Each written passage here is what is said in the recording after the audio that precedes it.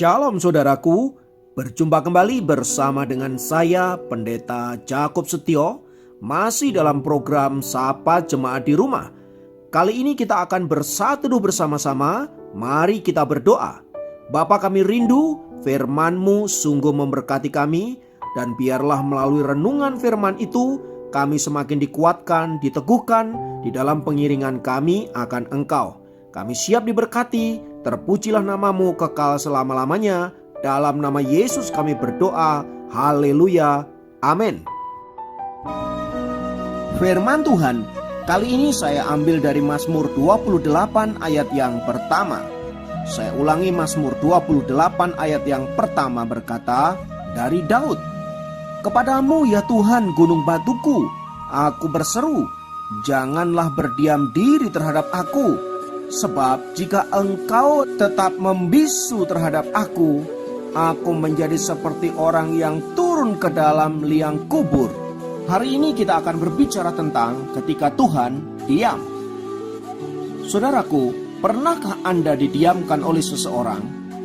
Didiamkan sepertinya sederhana, tetapi tak lagi mengajak bicara dan tak lagi mau menjawab jika diajak bicara.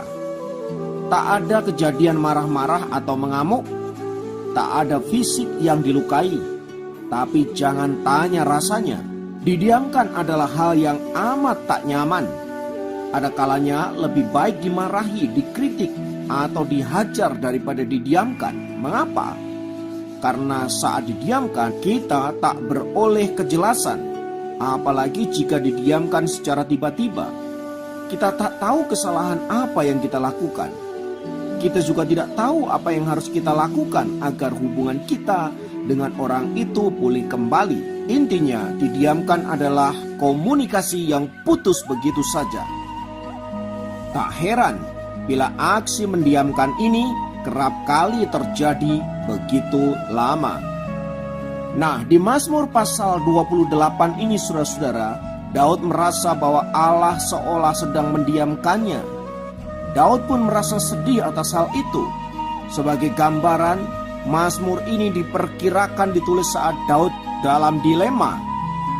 Daud sedang melarikan diri dari Absalom, anaknya yang ingin membunuhnya. Pasukan yang setia pada Daud kini maju melawan Absalom. Ini adalah kondisi yang amat tidak menyenangkan dan sekaligus menyedihkan. Di satu sisi, Daud sangat menyayangi Absalom. Tetapi jika Absalom dibiarkan, dapat membahayakan dirinya, pengikutnya, dan bahkan bangsa Israel. Kondisi itu yang membuat Daud merasa Tuhan seolah sedang mendiamkannya. Bahkan ketika Daud berseru kepada Tuhan, seolah-olah tidak ada jawaban sama sekali. Saudaraku ini kasih Tuhan, situasi yang dihadapi oleh Daud memang tidaklah mudah. Ini sebuah dilema. Seperti makan buah simalakama. Dimakan ayah mati, tidak dimakan ibu mati. Namun meski Daud merasa bahwa Tuhan membiarkan dirinya, ia tetap mencari Dia dengan tidak putus asa. Ia terus berseru kepada Tuhan. Oleh sebab itu kita bisa melihat bahwa meski Daud di ayat yang pertama sampai ayat yang kelima dilanda kegalauan, tapi di ayat yang ke-6, situasinya kelihatannya mulai berubah. Di sana dikatakan, terpujilah Tuhan karena Ia telah mendengar seruan permohonanku. Sepertinya Daud telah mendapat jawaban daripada Tuhan, sehingga ia bersuka cita, pengharapan dan semangatnya tumbuh kembali. Bahkan di ayat-ayat selanjutnya, ia menyebut bahwa Tuhan adalah kekuatanku dan perisaiku. Kepadanya hatiku percaya, kata Daud. Sepertinya Daud telah tahu apa yang harus diperbuat dalam situasi menghadapi anaknya sendiri Absalom. Sebagai seorang pemimpin, dia tidak boleh terus-menerus ada dalam keadaan kebimbangan dan tidak mengambil keputusan apapun. Sebab jika ia melakukan hal itu, dapat membahayakan negerinya dan bahkan bisa menghancurkan seluruh orang Israel. Tampaknya Daud telah merelakan untuk menumpas Absalom, sekalipun dia mengasihi dan sangat mencintai anak itu. Tetapi demi kebaikan, Daud harus merelakan Absalom untuk dibinasakan. Nah, saudaraku, mungkin kita juga pernah ada dalam situasi seperti yang dialami oleh Daud tersebut. Kita merasa ragu, bimbang, galau, bingung apa yang harus kita perbuat. Tetapi saudara-saudara, Mazmur ini menunjukkan bahwa tidak pernah sia-sia jika kita berseru terus-menerus kepada Tuhan. Ia akan menuntun kita untuk menemukan jalan yang harus kita tempuh.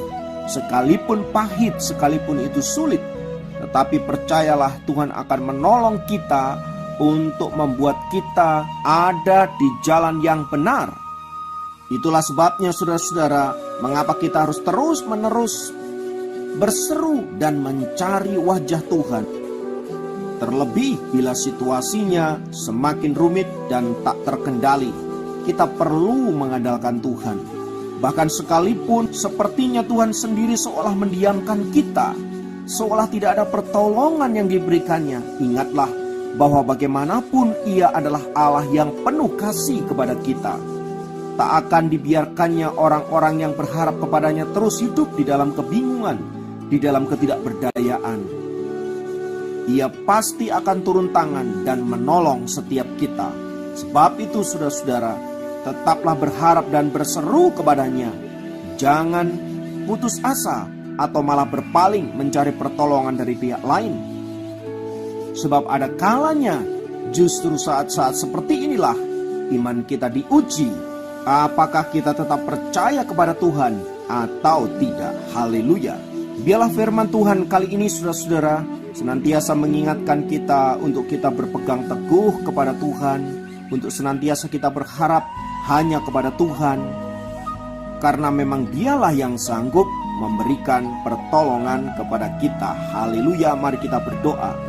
Di dalam nama Tuhan Yesus, kiranya Allah yang Maha Tinggi senantiasa menyatakan kuasa-Nya, menuntun dan membawa setiap kami untuk kami ada di dalam jalan-jalan kebenaran, jalan-jalan yang Allah kehendaki dan berkati. Mungkin saat ini kami sedang bingung, mungkin saat ini kami sedang dalam kondisi yang sulit, namun biarlah Tuhan, Engkau yang akan menjadi penolong kami satu-satunya.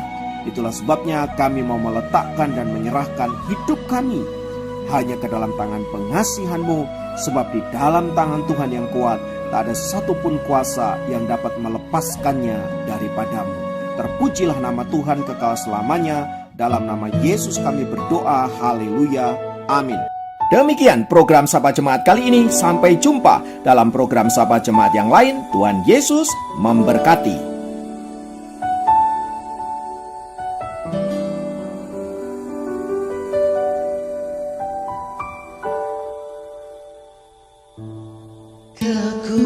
Kekuatan di hidupku, ku dapat dalam Yesus. Dia tak pernah tinggalkanku, setia menopangku. Berseru, berharap dalam Yesus. Ajaib